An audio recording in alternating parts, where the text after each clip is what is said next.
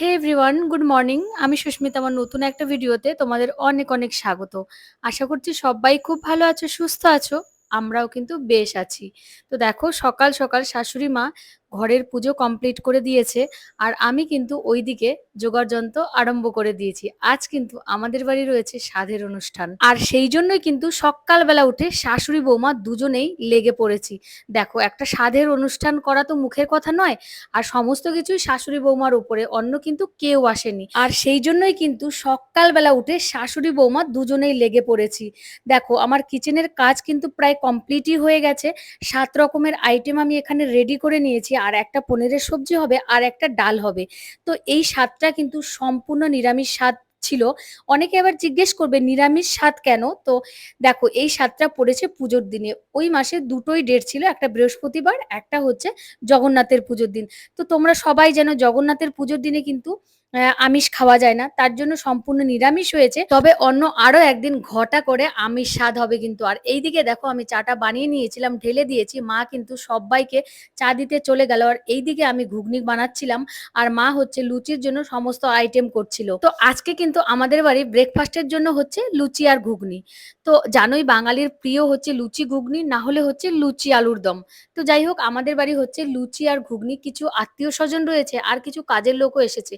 যেমন হচ্ছে মাঝখানে রুমে ডেকোরেশন হচ্ছে, ওপরে প্যান্ডেল হচ্ছে, তো তাদেরকেও কিন্তু খেতে দিতে হবে। সত্যি বলতে কি জানো তো, বাড়িতে যদি কোনো অনুষ্ঠান হয় তাহলে কিন্তু এত কাজের চাপ পড়ে যায় যে কোনটা ছেড়ে কোনটা করব আর কোনটা করব না কিছুই বুঝে উঠতে পারা যায় না।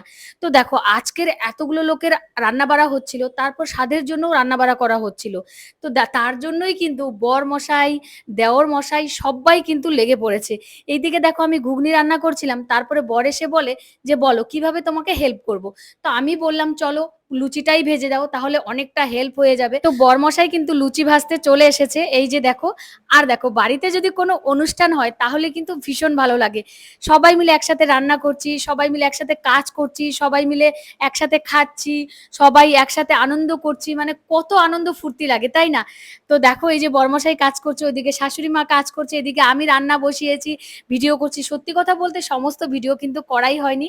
আমি এদিকে ওদিকে কাজ করতে ব্যস্ত, এদিকে ভালো ভালো সিনগুলো চলেই গেছে, আমি কিছুই তেমন ভাবে তুলতে পারিনি। তবে হ্যাঁ, যেটুকু তুলেছি তোমাদের সাথে কিন্তু সেইটুকু শেয়ার করার চেষ্টা করেছি। আর আজ কিন্তু আমার একজন প্রিয় মানুষকে আমি দেখাবো। এই যে এটা হচ্ছে আমার সবচেয়ে প্রিয় মানুষ শ্বশুর বাড়িতে। কারণ দেখো, আমি যখন বিয়ে হয়ে গেছি আমার প্রায় 11 বছর, তো 11 বছরের সম্পর্ক রয়েছে।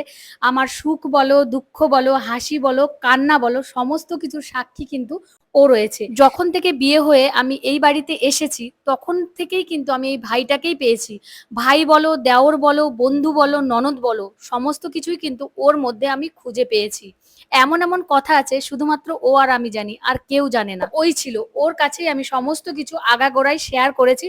এখনো ভালো মন্দ সমস্ত কিছু কিন্তু শেয়ার করি। দেখো, ও প্রত্যেকটা কাজ কত সুন্দরভাবে করছে। লুচি বেললো, লুচি ভাজছে, তারপরে কিন্তু ও একটা গভর্নমেন্ট জবও করে। দেখতে পাচ্ছ, ওকে যে বিয়ে করবে সত্যি বলছি ভীষণ লাকি। সমস্ত কাজ কিন্তু খুব সুন্দরভাবে করতে পারে। ওর যে ওয়াইফ হবে প্রচুর ভাবে ওর কাছ থেকে হেল্প পাবে, কারণ ও ঘরের মানে সমস্ত কাজই কিন্তু সুন্দরভাবে করতে পারে। কারণ আমি ওকে 11 বছর ধরে চিনি, আর ওকে আমি নিজের চোখে দেখেছি ঘরের সমস্ত কাজকর্ম করতে। শুধু এই যে আমার জায়ের স্বাদের বেলায় নয়, আমার স্বাদের বেলায়ও কিন্তু প্রচুর পরিমাণে এইভাবেই সমস্ত কিছুতে হেল্প করেছে। তো যাই হোক, একদম কিন্তু লুচি আর ঘুগনি কমপ্লিট হয়ে গেছে। এবারে কিন্তু সবার জন্য আমি প্লেটে প্লেটে বেড়েও নিয়েছি, সবাইকে দেওয়ার পালা আর খাওয়ার পালা। আর দেখো, এবারে আমরা যাচ্ছি ওপরে, ওপরে যারা রয়েছে তাদেরকে খেতে দিতে। তো আমি কিন্তু প্লেটে বেড়ে সমস্ত কিছু রেডি করে দিয়েছি, আর দুই ভাই মিলে যাচ্ছে ওপরে তাদেরকে দিতে। তো অনেকেই জিজ্ঞেস করতে পারো যে এটা তোমার কেমন দেওর। তো আমার শ্বশুর মশাইরা হচ্ছেন দু ভাই। তো আমার শ্বশুর মশাই হচ্ছেন বড়, আর ওনার দু ছেলে, আর কাকা শ্বশুরের কিন্তু একটাই মাত্র ছেলে। তো সেই ছেলে হচ্ছে এই মহারাজ, যিনি আমার সবচেয়ে প্রিয় আমার শ্বশুর বাড়ির মধ্যে। তো এইখানটাতে, এই রুমটাতে আর কি ডেকোরেশন হচ্ছে। এই যে এইটা হচ্ছে এখানে বসানো হবে, সেই জন্য ডেকোরেশন করা হচ্ছে।